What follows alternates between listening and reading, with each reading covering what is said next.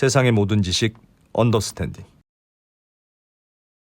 자, 이번에는 상속세 얘기 좀 해보겠습니다. 이재명 대표가 상속세 얘기를 또 했다고 해서 좀 이슈가 된 모양이에요.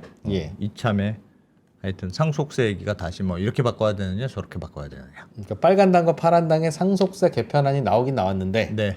이제 양쪽의 공통적인 건 하여튼 좀 공제 범위를 공제 금액을 좀 늘려주자. 네. 언제적 정해놓은 게 아직까지 있냐에 대해서는 비슷하고 네.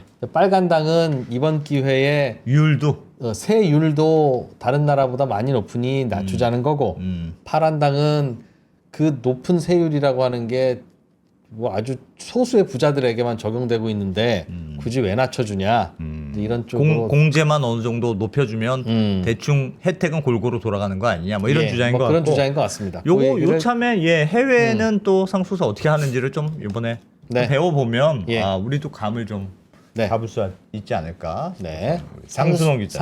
장순원 기자 나오셨습니다. 네, 안녕하세요. 그렇죠? 네. 네. 장순원 기자만 나오면 사람들이 제일 좋아하는 것 같아. 이상하게 예? 장순원 기자는 그리고 이상하게 동정표를 받아. 되게 나빠. 그리고 어려운 주제를 맞게 또 이상하게 그죠? 그리고 막 뭔가 이렇게 피해자 코스프레라고 해야 되나? 뭔가? 예. 하여튼 참 좋은 전략인 것 같습니다. 아무튼, 예. 네. 네. 네. 뭘부터 시작해야 될까요? 일단 우리나라 상속세제를 간략하게 좀 설명을 드릴게요. 예.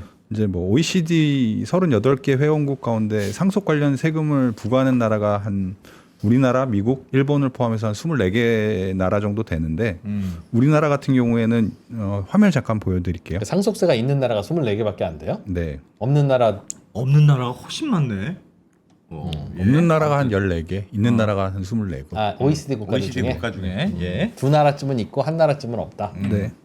그 우리나라 같은 경우에 이제 돌아가시면 상속 재산을 남기잖아요. 예. 요걸 이제 전체 유산을 기준으로 네. 여기다 이제 각종 공제를 해요. 뭐 기초 공제, 뭐 인적 공제, 일괄 공제 이런 걸 해서 나오는 이제 과세 표준에다가 세율을 10에서 그렇죠. 50%. 네. 뭐 OECD 국가 중에서 두 번째로 높다고 해서 네, 뭐 그거는 좀 많이 들어봤어요. 네. 예. 그래서 이제 산출세액을 하는데 보통 이제 배우자가 살아 계시면 한 10억까지는 상속세를 안 내고 배우자가 이제 돌아가시고 자식만 있으면 지금 한 5억 원 정도면 상속세를 이제 내야 되는 이제 구조가 됐죠. 5억 원 이상 상속을 받으면. 네.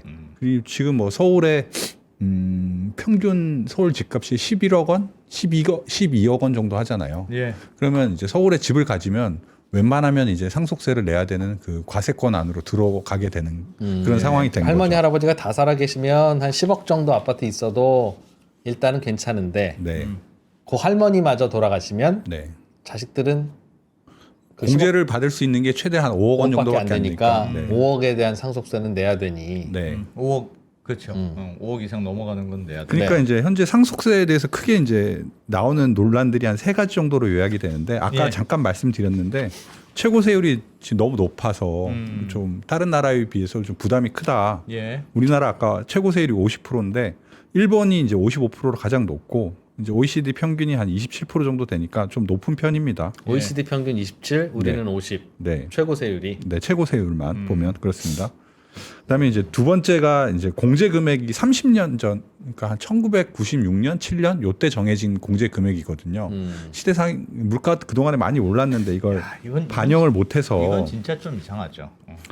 그 상속 금액이 자산 가격은 계속 오르는데 공제 금액은 그대로다 보니까 상속세 부담이 커지는 게 문제인데 실제로 예. 이 표를 잠깐 보시면 97년에는 이제 피상속인이 한 27만 명 정도 됐거든요. 예. 근데 이 중에서 과세 대상이 한 2,800명이니까 1%가 될까 말까였는데 예.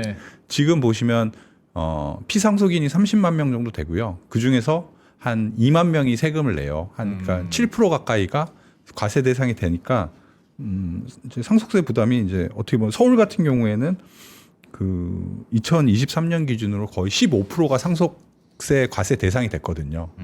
그러니까 이게 좀 처음에는 아주 부유층만 내는 세금이었다가 이제는 이제 중산층 세금까지 그 범위가 확대된 거죠. 그러니까 이제 공제가 너무 적은 거 아니냐. 예전에는 이리저리 공제를 다 받았는데 네. 그게 물가가 지금 얼마나 올랐는데 예전 그대로니까 공제받는 게 너무 적어지는 거 아니냐. 이런 그렇습니다. 지적이네요. 그 이재명 대표가 말씀하신 것, 언급한 것도 그 공제 제도를 좀 손보자는 거예요. 네. 우리나라 공제 제도를 잠깐 살펴보면요. 요게 이제 기초공제라고 해서 2억 원. 이거는 뭐 아무나 다 이제 돌아가시면 2억 원 공제해 드리는 겁니다. 네. 기본빵. 기본빵. 네. 그다음에 배우자 공제가 최대 30억 원까지 이제 해주는데 네. 실제로 상속받은 금액이 없어도 혹은 그보다 적더라도 5억 원까지는 공제를 해줍니다. 550 공제. 네. 네. 그다음에 이제 기타 인적 공제라고 해서 자녀 1인당 뭐 5천만 원씩 공제해 주는 게 있고 예. 그 배우자 공제를 제외하고요. 기초 공제하고 기타 인적 공제를 합쳐서 5억 원이 안 되잖아요. 네. 그럼 이제 일단 그 5억 원까지는 다 공제를 해주고 시작하는 일괄 공제 제도라는 것도 있습니다. 그러니까 보통 5억은 일괄 공제로 지금은 많이 해당이 되는 자녀가 거겠죠. 뭐 6명, 7명 그 정도 되지 않고서는 네. 그렇죠. 5천만 원이니까 몇 명인가요? 8. 하여튼 그러니까 네. 이 자녀 공제 숫자 1인당 5천만 원 의미가 없고 네. 지금은 그냥 5억 원 공제를 대부분 받는다. 그러니까 배우자가 있으면 배우자 5억 원, 네. 일괄 공제 5억 원. 배우자가 자식들한테는 5억, 통으로 5억 원, 할머니한테 할아버지가 항상 오늘은 먼저 돌아가신다는 가정으로 할머니한테는 5억 원. 네. 근데 그렇게 할머니도 없으시면 그냥 자식들한테만 5억 원. 일반적으로 그렇죠. 예. 그래서 이제 뭐 이거에 관해서는 여야가 어느 정도 공감대는 형성하고 있어요. 이 공제 예. 제도를 손봐야 된다는 거에 대해서. 얼마나 올리자는 거예요? 저 표를 잠깐 보여드릴까요? 양쪽 다 중산층 잡아야 되니까 그렇죠. 네. 야, 그거 범위를 어디까지 하느냐가 그 예술이겠네. 아니 지금 그러니까 기술이겠는데? 10년 전, 20년 전에도 똑같이 저런 세율로 상속세 냈어요. 네. 그럼 그때는 안 억울하고 네. 지금만 억울합니까? 아니 계속 억울하지. 똑같이 억울하고 힘들고 네. 그렇지만 그때는 네. 매우 소수가 힘들고 억울하니까 무시해 버렸고 지금은 표가 좀 영향을 주는 다수가 억울하고 힘들다고 하니까 이거는 케어한다는 건 문명 사회라고 하는 게 소수가 힘들어도 그 소수에게 관심을 주자는 게 문명 사회 아닌가요? 라고 생각하면 진짜 잔인한 겁니다. 뭐 이게 되게 상속세가 먼 세금이라고 저는 생각했는데 이거 취재하면서 보니까 제가 물려받을 건 없지만 나중에 지금의 세제라고 하면 이제 서울의 장선원 기자 아들 딸도 내죠? 낼 수 있을 가능성을 키워보려고 합니다 지금. 예, 한번 보시죠. 네, 보시면 지금 20억 정도 자산이 있을 경우에는 예. 상속세가 한 1억 2,700만 원 정도가 나오고요. 30억 원 정도 뭐 강남에 아파트 한 채 정도가 있으면 최소 한 3억 원 정도의 그 상속세를 내야 됩니다.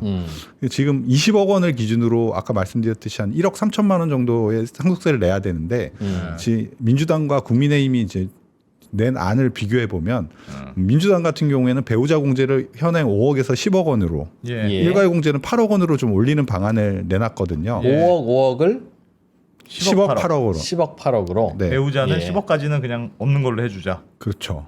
그렇게 치면 지금 현재 한 1억 3천만 원 정도 상속세를 내야 되는 20억 원 정도 이 상속 자산을 물려받으신 분들이 예. 세부담이 한 3,900만 원 정도로 줄어들어요. 와. 그다음에 국민의힘은 그 일괄 공제 8억 원이 뭐냐? 10억 애매하게. 10억 아니, 10억 10억. 요게 이 8억 원을 왜 8억 원으로 만들었냐고 물어봤더니 예. 재밌는 질문이네요.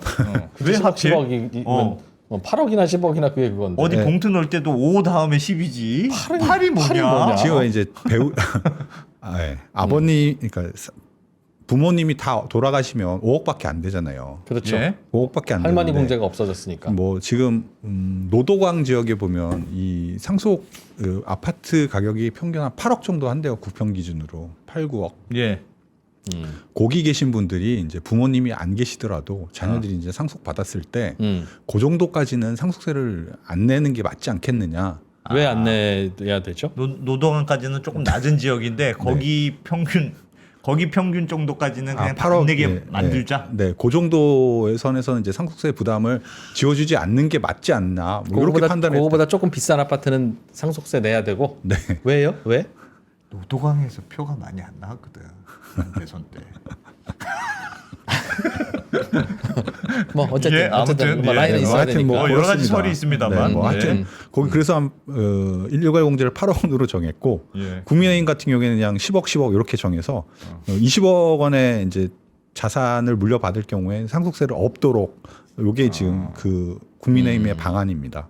근데 저 안이나 이 안이나 세법 고치고 나서 또 그 이름에 아파트가 모르면 또 와르르 노도광이고 뭐고 다 내게 되고 또 그러면 그래야 되는 거죠, 그죠?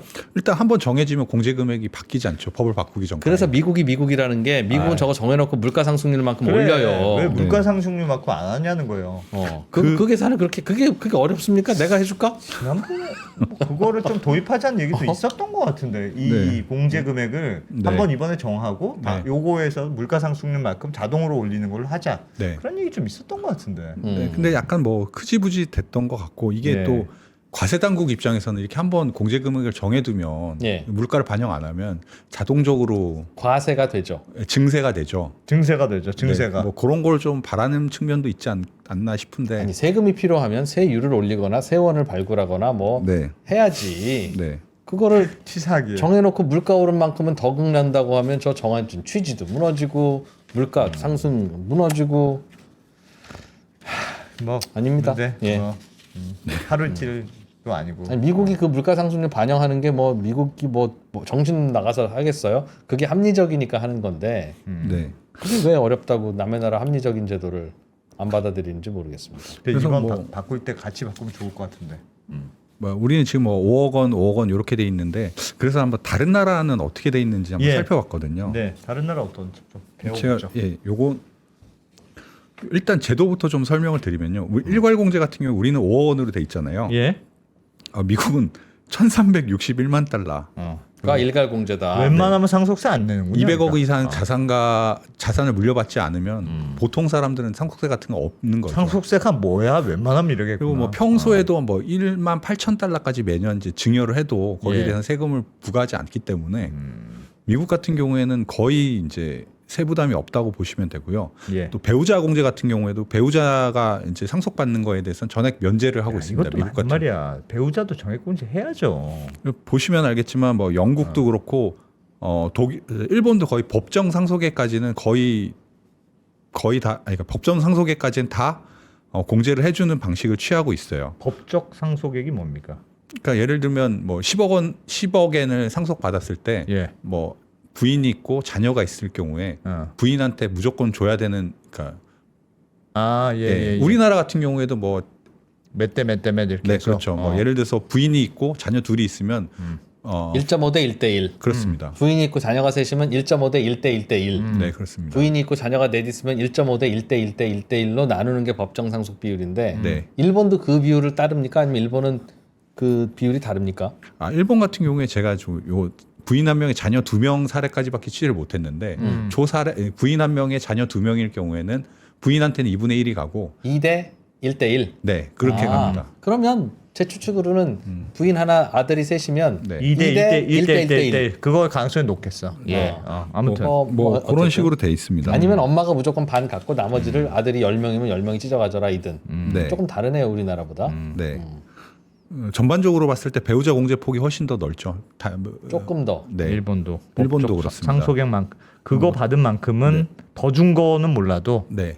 법적으로 그냥 나눠 가진 만큼 나눠 가진 예를 들어서 10억엔을 상속을 했는데 5억엔을 법정 이것도 상속액분이 맞는 말이네. 5억엔이잖아요. 그럼 예. 거기까지는 세금을 매기지 않는다는 이것도 거죠. 그러니까 1,000억을 상속받았으면 네. 근데 부인이 500억을 상속받는 게 법정 상속금이라면 네. 부인이 받은 500억은 네. 상속세 안 내겠다, 안 받겠다. 그 말이죠. 맞습니다. 그 말이죠. 예. 맞습니다. 근데 우리는 조금 다른 게 우리는 배우자 공제 같은 경우에 최소 5억 원을 해주고 법정 상속액의 최대 30억, 그러니까 법정 까지만. 30억까지만 세금을 공제해주고.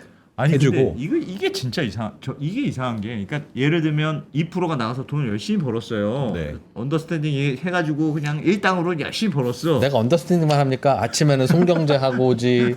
안 대표님 쉴 때 또 3% 녹화도 하지. 네. 진짜 열심히 법니다. 열심히 저. 이렇게 해서 벌었어요. 근데 2%가 이게 2%가 혼자 잘해서 그런 거냐?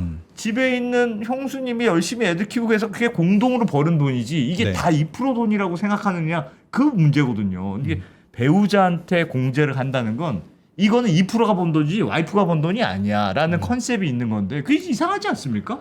그러니까 배우자 공제를 한다는 건 그렇지. 그러니까 그 부부가 일종의 경제 공동체라고 생각하고 한 명이 돈을 벌 수 있었던 건 한 명이 다른 남편 역할을 돈이 했기 아내 돈이지. 그렇습니다. 그거를 굳이 나누는 것 자체가 네. 그러니까 이거는 하나의 경제 공동체라는 걸 인정하지 않는다는 뜻인데 네. 좀 이상하죠. 아니면 인정해줘라. 최소한 일본처럼 법적 상속액만큼은 그냥 경제 공동체만큼 같이 번 금액이다라고 생각해 줘야지 상속이라는 컨셉을 넣는 게 이상하다는 거예요.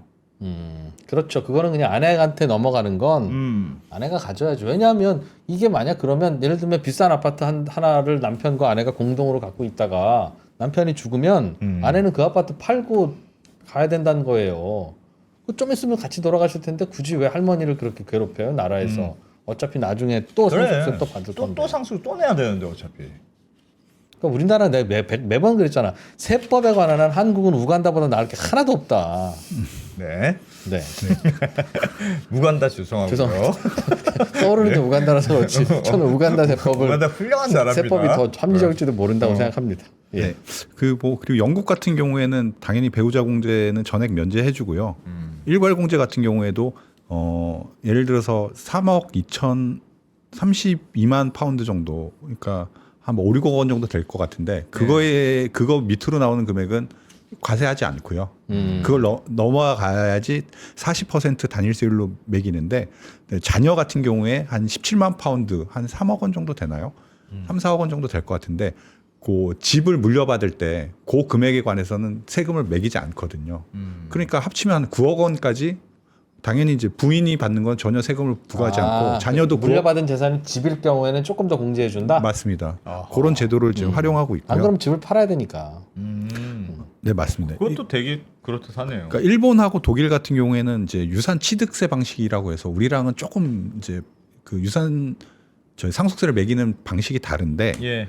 일본 같은 경우에는 기초 공제를 해주 아까 말씀드렸듯이 부인 배우자 공제 같은 경우에 법정 상속액까지 공제를 해주고 거기 또 뭐 기초 공제라고 해서 뭐 3천만 원 플러스 600만 원 곱하기 법정 상속인수 해서 기초 공제가 한 예를 들어서 여기 부인 한 명에 자녀 2명인 경우에 4,800만 원 우리 돈으로 치면 한 5억 원 정도 그걸 공제를 해줍니다. 공제를 해주고 시작하고 대신 적용 세율이 조금 높다는 게 좀 특징이죠. 여기가 최고 세율이 55%라서 우리보다 조금 높고요. 한국하고. 네. 근데 저기서 지금 제가 들은 바로는 한국은 유산세고 일본은 유산 취득세 방식이어서 이것도 한국은 돌아가신 분 재산을 기준으로 상속세를 매기고 일본은 상속 받은 분들이 각자 얼마 받았는지 그 금액을 가지고 상속세를 매기니까 네, 맞아요. 똑같이 재산을 물려주고 돌아가셨더라도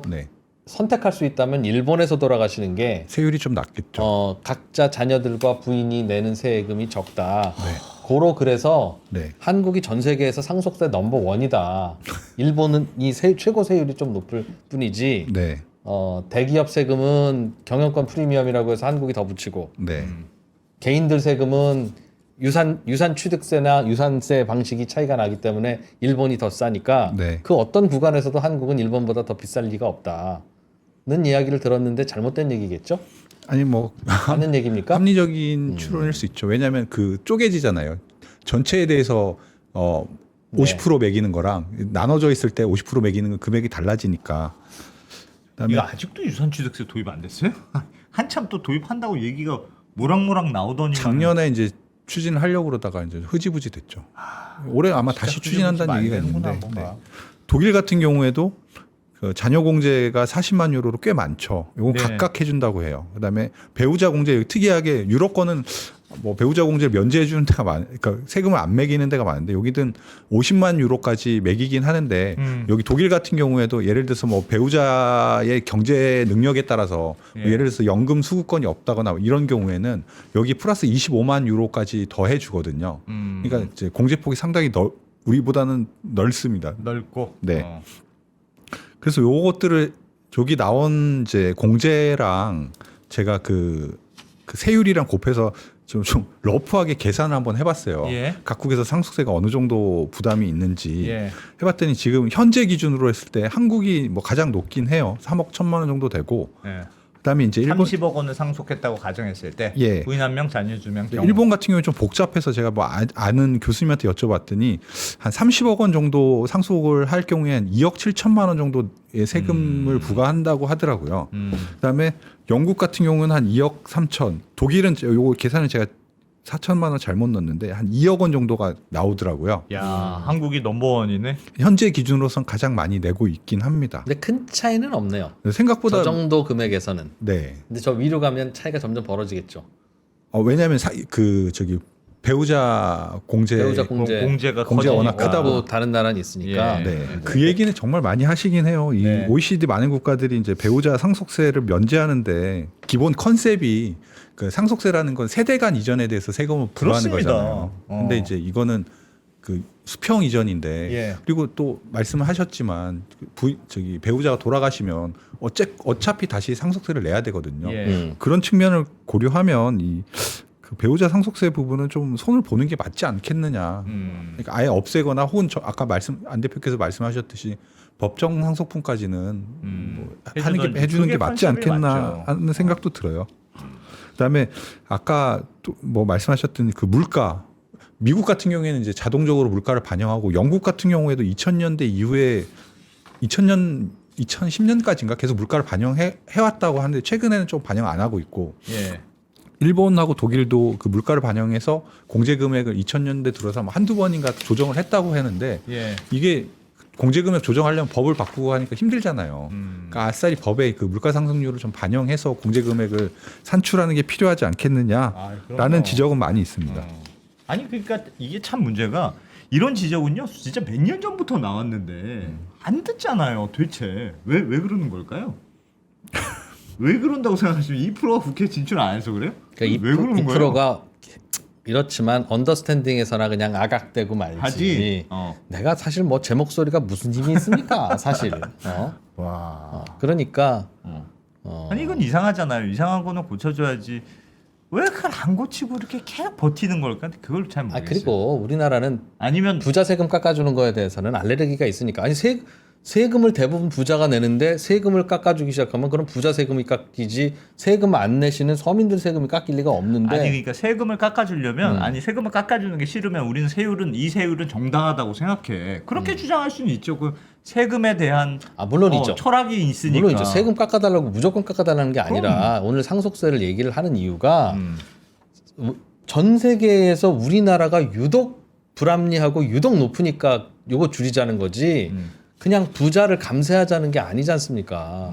부자들이 안 내는 세금이 있으면 그건 더 내게 해야지. 그게 뭐 무슨 뭐 부자들만 위해서 정치할 일이 있어요. 그러나 누가 봐도 왜 이렇게 받는지도 설명도 안 되고 옛날에 소득세 체계가 없어서 아무도 소득세 제대로 안 낼 때야 마지막에 상속세를 많이 내서 평생 안 내던 소득세를 그냥 가름하자는 컨셉이었는지는 모르나 요즘에는 소득세 우리나라처럼 투명한 데가 어디 있습니까? 전 세계에서 신용카드 제일 많이 쓰고 뭐 국세청 전산 제일 많이 발달했고 그런 나라에서 아직도 이러고 있으니 네. 그거 바꾸자는 거니까 이거를 부자 감세냐 아니냐를 가지고 잣대를 들이대면 안 될 거라고 누가 그러는데 누군가 얘기하던데. 그것도 틀린 얘기일 거야. 나는 이상하게 틀린 얘기만 듣고 다니는지 몰라. 그거와 좀 관련된 논의가 뭐 지금 네. 어떻게 보면 최고 세율 조정하는 부분인데요. 민주당은 그게 절대 제일 그건 부자 답하죠. 감세라고 뭐 받아들일 수 없다고 지금 얘기를 하고 네. 그 국민의힘 쪽에서는 좀 요번 이참에 한번 조정해 보자고 하는 건데 요 표를 잠깐 보여드릴게요. 네. 보시면 이제 우리나라 최고 세율이 이제 30억 초과. 50%잖아요. 요 30억 초과 50% 세금을 내시는 분이 2022년 기준으로 한 100명이 조금 안 돼요. 그러니까 요 분들의 이제 100명. 네, 1000명이 조금 안 돼요. 955명인데 예. 이분들이 이제 전체 상속 세수의 90%를 내시거든요. 그러니까 이분들의 세율을 이제 40%로 낮추자고 하는 거죠. 분들은, 예. 근데 이제 그렇게 되면 부자들 이분들 이분들 표로만 보면 네. 그러니까 저 세율을 건드리는 건 네. 사실은 이게 약간 부자들을 타겟팅하는 거긴 하네요. 네. 저 표로만 보면. 근데 또 이분들이 뭐 그 한편 뭐 그런 분 그 이제 워낙 많은 상속세 수를 부담하시니까 예. 이분들의 세율을 낮추면 세수가 한 2조 정도는 빵꾸 날 것이다. 뭐 이렇게 해서 세수 감소를 걱정하시는 분도 있긴 한데 그러니까 어떻게 보면은 한편으로는 그런 생각도 들더라고요. 상속세 기본적인 취지가 이제 부의 어떤 그러니까 너무 부의 이제 세습을 통해서 예. 사회가 좀 그 부익부 빈익빈이 강화되는 걸 좀 막아보자는 취지긴 한데 세대를 넘어가지는 네. 말자. 그렇긴 한데 이제 부의 이분들 차이가. 955명은 좀 그분들 입장에서 좀 억울할 수도 있겠다. 아니요, 근데 억울한 분도 있고 네. 예를 들면 이재용 회장처럼 네. 세금 더 냈어야 되는데 안 내고 있다가 상속세로 대충 넘기는 분도 있어요. 네. 사실은 그 에버랜드 주식 갖고 있는 걸로 삼성 전체를 먹을 때 네. 지금 이번에 무죄 나왔지만 네. 그거 사실은 그런 식으로 하면 안 되지 않습니까? 그러니까 그때는 세금 안 내고 넘어가니까 저 상속세라도 받아내자라는 국민 감정이 이해는 되죠. 그러는 바람에 다른 그냥 비슷한 부유층들은 같이 끌려가서 지금 저러고 있는 건데 네. 막을 건 철저하게 막고 다른 걸로 복수하지는 말아야죠. 좀 그러니까 다들 우리나라 상속세 전 세계 최고 세율이라 나는 이민 가야 되겠어라고 할 때 말리지를 못하잖아요. 뭐라고? 네, 안녕히 가세요. 그러고 있지. 아, 상속세는 참 고민할 게 많은 것 같아요. 근데 이참에 이번에 그나마 여야가 하여튼 좀 고치기로 했다고 들었는데 했다고 고치는 김에 고치기로 한 건 아니고 뭐 그 민주당에서 제안을 해서 이제 논의가 활발해지긴 하는데 예. 공제 금액에 관해서는 양측이 뭐 사실 그 표와도 연관돼 있으니까 채팅창에서는 그 955명 다 그냥 이민 가라고 해라 라는데 저 사람들이 이민 가면 우리나라에 기업이 안 남습니다. 죄송하지만. 죄송하지만. 근데 개인들만 이민 가면 되는데 정리하고 갈 거 아니겠어요? 네. 그럼 안 남는다 진짜. 상속세는 하여튼 저희가 할 때마다 할 말이 많은데 네, 조금 더 뭐 갖고 오신 내용 있으면 보죠. 그래도 2%가 말이 많아서.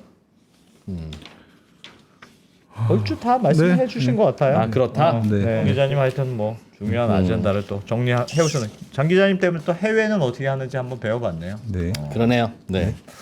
잘 들었습니다. 고맙습니다. 네, 고맙습니다.